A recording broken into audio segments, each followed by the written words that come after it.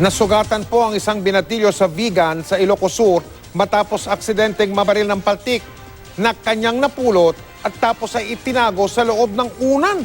Nakatutok si CJ Torida ng GMA Dagupan.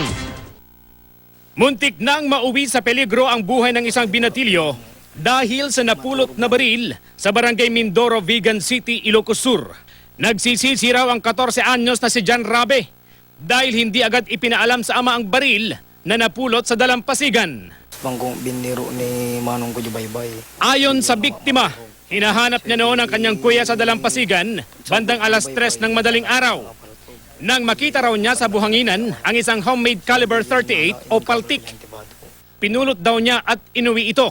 Itinago raw niya ang napulot na paltik sa loob ng unan. Hindi makaturog na ginuwid ko Jules tanya mo. Nang patulog na si Rabe, hinila niya ang kumot kaya nahulog ang unan kasama ang baril. Ang nag-iisang bala ng paltik pumutok. Tumama at tumagos ito sa kaliwang hita ni Rabe. Hindi pa alam kung sinong may-ari ng paltik. Ang ama ni Rabe, pinagsabihan daw ang anak Makita na ma'am, i-report na lang ti barangay. na sa susunod na makapulot ng paltik, i-report agad sa barangay. Ganito rin ang paalala ng pulisya. Makakita sila, agad nilang kanto, agad nilang sabi, kung nandun sila sa barangay, agad nilang sabihin sa mga barangay officials.